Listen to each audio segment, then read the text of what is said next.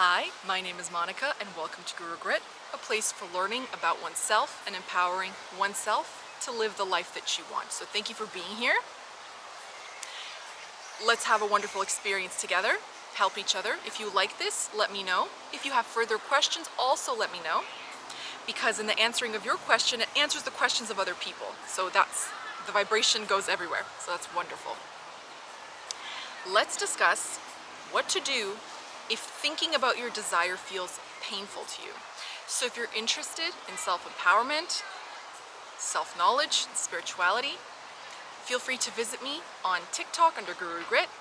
I have lots of material there. I have articles on medium.com, and I will, as time goes on, incrementally make more and more happen, but on my own time, as always with everything.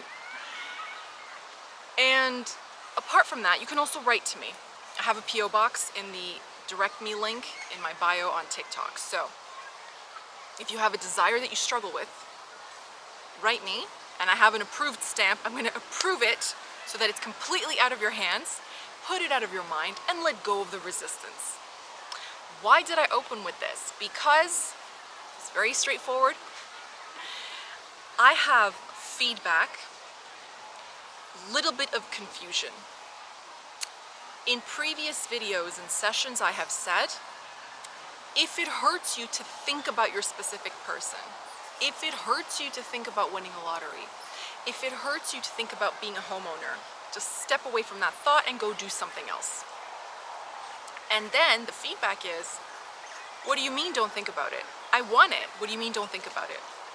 Because when you're human and you want something, you think if you stop obsessing over it, it's never going to happen. But that isn't how it works. You can actually never think about it a day in your life and it would still happen. Because existence knows what you want. Existence has logged every thought you've ever thought and every feeling that you've ever had. It knows what's in your heart, in your soul, in your vibration, in your subconscious, in your conscious, etc. It has a much better memory than you. You forget. You think you have to keep reiterating it. Like, I made a list last month of all the characteristics I want in the perfect person, but just in case the universe forgot, I'm gonna do it again, or I have to update it. Now I know I want these things, because I had a really great interaction with someone. It's like, but the universe logs it the second it happens. So you don't actually have to do any techniques to get it. But then you say, then why am I not getting it? You're not getting it because you keep getting in the way. So if you want something, let's say you want to meet the perfect person. And thinking about the perfect person makes you feel lonely, rejected, stale, like it's been so long. 6 months ago it was 6 months, but now it's 6 months later, it's been a year. You know what I could have done in a year? When you think about the thing you want, if it makes you feel tense, anxious, sad, disappointed, lonely, let down, desperate, don't think about that thing. Think about any other thing. So, if there are 5 things you want, or have already, 4 of them you're neutral to happy, okay? Like, let's say I already have a dog. Sometimes they annoy me, they tear up the couch and they leave pee everywhere. But sometimes I really enjoy having a dog. And the one thing that you have, like an unreliable car or pipes that aren't really working all the time, if you think about that one thing that makes you feel negative emotion, all the other 4 will collapse. Because energy flows where your attention goes, or energy goes where your attention flows. So, if you're dominantly feeding energy to the one thing that makes you feel low or crappy, everything else will follow down. It will just come and meet it. So you will take things that work perfectly fine and they will stop working because you're focusing on this thing. But say now 4 things in your house are broken, but you have one appliance that works well, a kettle, an air fryer, an oven, it doesn't matter. And every day you wake up, you're like, wow, modern miracle. I love electricity. Look at this thing go. Well, my coffee maker never lets me down. Love it. By your positive attention to that thing, everything else will begin to function, or if you replace them, they will remain functional. So everything improves to match the dominant vibration, but the dominant vibration on any topic. So this is what I say by step away from it. Step away from it, okay? If thinking about being single upsets you, then think about what makes you happy. Maybe you have a good job, maybe it's a sunny day, you're looking forward to a birthday party, you're looking forward to seeing your friends for dinner. It doesn't matter what it is. It does not have to be on the topic of love.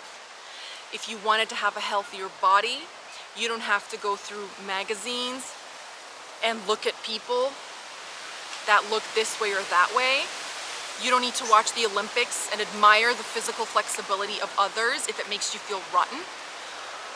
The subconscious gets it. The universe heard you a long time ago.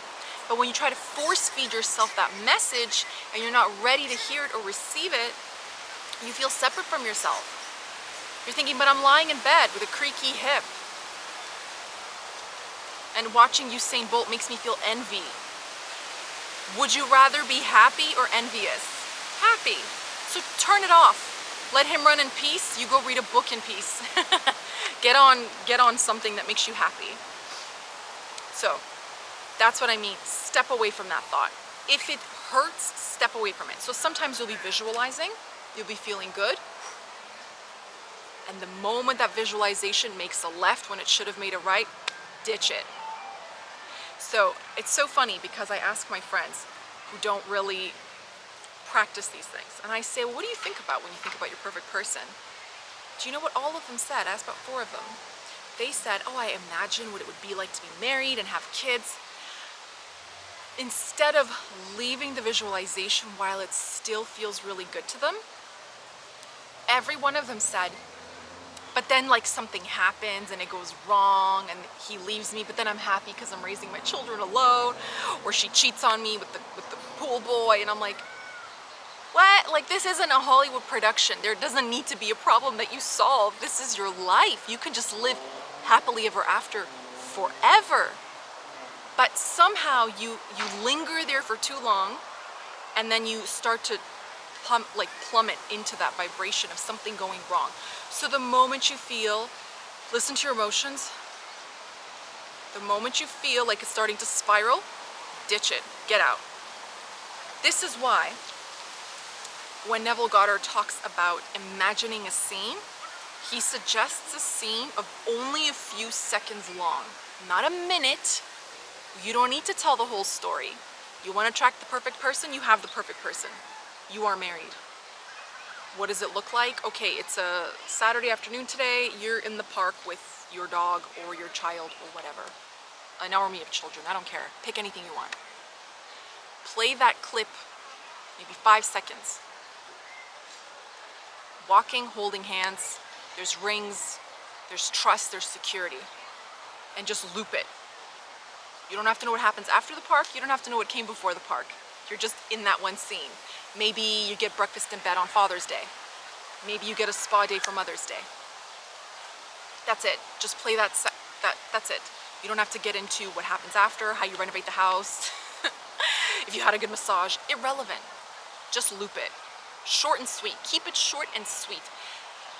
Most of my work, I'm serious, most of my work is reiterating the simplicity of these things, not the difficulty.